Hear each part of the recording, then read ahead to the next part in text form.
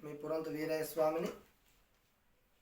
మంత్రశక్తి YouTube channel చూస్తున్న ప్రతి ఒక్క ప్రేక్షక మహాశైలకు స్వాగతం సుస్వాగతం పలుకుతూ వచ్చిన విషయం ఏమనగా, వచ్చేటటువంటి రోజులలో ఆశ్వీయ మాసము శుద్ధ పాడ్యమి మొదలు శుద్ధ దశమి వరకు నవరాత్రులు అని అంటున్నాం.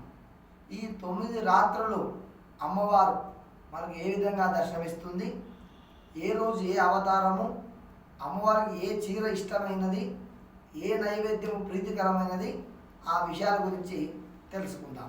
మొదటగా ఒక్కొక్క రోజు ఒక్కొక్క అవతారము ఏ విధంగా వస్తుంది అనడానికి ఒక శ్లోకంతో ప్రారంభిద్దాం. ఓం ప్రథమా శైలపుత్రీ చ ద్వితీయా బ్రహ్మచారిణి తృతీయా చంద్రఘంటేతి కూష్మాండేతి చతుర్థికి పంచమా స్కందమాతేతి షష్ఠా కాత్యాయనేతి చ సప్తమా సర్వసిద్ధిశ్చేతి నవదుర్గా ప్రకీర్తితా. ఈ 9 దుర్గలు అమ్మవారి యొక్క పేర్లు. ఇవి సంస్కృతంలో మనకు ఉంటాయి. ప్రస్తుత కాలంలో ఒక్కొక్క రోజు ఒక్కొక్క పేరుతోటి మనము అమ్మవారు పూజిస్తూ వస్తున్నాము. అమ్మవారు ఎంతటి మహత్తరమైనది, ఎంతటి శక్తివంతమైన అమ్మవారు అనడానికి చిన్న ఉదాహరణ చెప్పి మొదలు పెడదాం. పూర్వము కాళిదాసు అనే ఒక అజ్ఞాన కవి, అతనికి ఈ యొక్క ప్రపంచం గురించి కానీ, ఈ వేదాలు, శాస్త్రాలు, పురాణాలు, ఈ అమ్మవారు, ముక్కోటి దేవతలు ఇవన్నీ ఏవి కూడా తెలియదు. ఒక పశువుల కాపరి కాళిదాసు. రోజు కొన్ని పశువులు అడవి తీసుకెళ్ళి కాపరి కాసుకుంటూ వచ్చేవాడు. అట్లా కొన్ని సంవత్సరాలు గడిచిపోయాయి. దాదాపు 15-20 సంవత్సరాలు రోజు వెళ్ళడం, ఆ యొక్క ఆవుల్ని, ఆ యొక్క పశువులను కాసుకుంటూ కావడం. అయితే అందరూ కూడా మీరు సాధారణ గమనించి ఉంటారు, హాయ్ హాయ్ అంటుంటారు పశువులు కాసే వాళ్ళందరూ కూడా. కానీ కాళిదాసు మాత్రం ఐం ఐం అనేవాడు.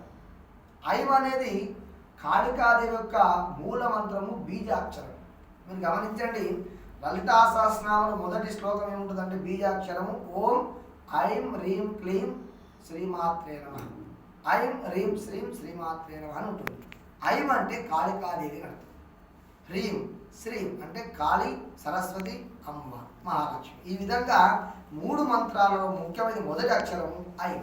అయితే కాళిదాసు ప్రతిరోజు ఐం ఐం ఐం అనుకుంటా దాదాపు ఉదయం లేచి మొదలు పెట్టాడంటే సాయంత్రం వచ్చేంత వరకు కనీసం ఒక 1000-10,000 జపం అయింటుంది. అక్కడ ఒక అక్షరం గురించి చెప్తున్నాను విషయము. ఆ ఐం అనే అక్షరం కాళికాదేవి మూలమంత్రం ఏదైతే ఉందో అట్లా రోజుకు 1000, అంటే ఒక రోజు 10,000 అంటే దాదాపు 10 రోజులకు 1,00,000. 15 సంవత్సరాలు దాదాపు ఐం అనే మంత్రాన్ని ఉచ్చరించాడు కాబట్టి కాళికాదేవి ఉప్పొంగిపోయి మనకు ప్రత్యక్షమవుతుంది. ఎవరికి? కాళిదాసు. అప్పుడు ఆ 8 చేతులతోటి భయంకర రూపంతో అమ్మ దర్శనమిస్తారు. అయినా ఈ కాళిదాసుకు ఇవన్నీ తెలియదు, అంటే అజ్ఞానం కదా. ఎవరమ్మని అడ్డం వచ్చావు పక్క జరగ ఉంటాడు. అరే నేను నా కాళికాదేవిని ఇన్ని సంవత్సరాల కింద నువ్వు అర్చిస్తున్నావు, పూజిస్తున్నావు, ప్రత్యక్షమయ్యాను, ఏ పరంగానో కోరుకోనట్టు అమ్మవారు. నీవెవరో నాకు తెలియదు తల్లి, నా పనికి అడ్డు రాకు పక్క జరగ ఉంటాడు. అజ్ఞాని ఏం తెలియదు కదా. ఆయన ఒక్కసారి నా దివ్యతను చూసి కాళిదాసు యొక్క నాలుకను బయటికి లాగి ఒక బీజాక్షరం రాసి వదిలేస్తుంది. కాళిదాసు నోట్లో నుంచి వచ్చిన మొట్టమొదటి శ్లోకం అండి ఇది. అప్పుడు 1 నిమిషం పాటులో ఆ యొక్క మస్తకం ఉన్నటువంటి అజ్ఞానం మొత్తం తొలగి ఒక జ్ఞాన జ్యోతి వెలుగుతుంది. ఈ భూమికి ఆకాశానికి ఎంత ఎత్తు అవుతుందో అంత ఎత్తులో 8 చేతులు దర్శనం ఇచ్చింది. ఆ రూపాన్ని చూసి మొట్టమొదటి శ్లోకం అంటున్నాడు కాళిదాసు, చతుర్భుజే చంద్ర కళావతంసే కుచోన్నతే కుంకుమ రాగశోనే పుండ్రేక్షు పాశాంకుశ పుష్పబాణహస్తే నమస్తే జగదేక మాత. ఇదొక్క శ్లోకం చాలండి మన అమ్మవారు ఏ విధంగా వర్ణించడానికి.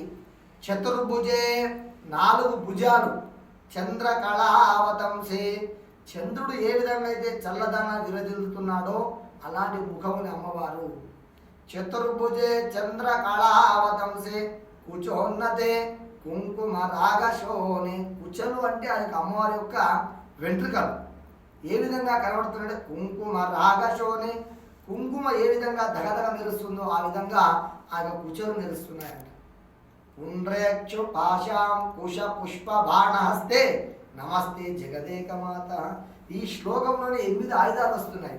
4 భుజాలు, 8 చేతులున్న అమ్మవారికి పుండ్రము, అంకుశము, ఆయుధము, పుష్పము, బాణము, చాపము. ఈ 8 ఆయుధాలతో కూడుకున్న ఓ దేవి, ఓ జగదీశ్వరి, నీకు నా యొక్క నమస్కారం అని చెప్పి ఒక్క శ్లోకంతో కాళిదాసు మొదలుపెట్టి ఈనాడు ప్రతి వేదంలో, ప్రతి శాస్త్రంలో, ప్రతి ఉపనిషత్తులో కాళిదాసు యొక్క కవిత్వం ఉంది, కాళిదాసు యొక్క ఒక మంత్రం ఉంది. ఇంతటి మహద్భాగ్యాన్ని ప్రసాదించిన ఆ అమ్మవారికి మరొక్కసారి మనం అందరం కూడా అనంతనంద కోటి సాష్టాంగ నమస్కారం సమర్పిస్తూ నవరాత్రులు మరి 9 రోజులు ఏ విధంగా మొదలవుతున్నాయనే విషయాల గురించి చర్చించుకుందాం.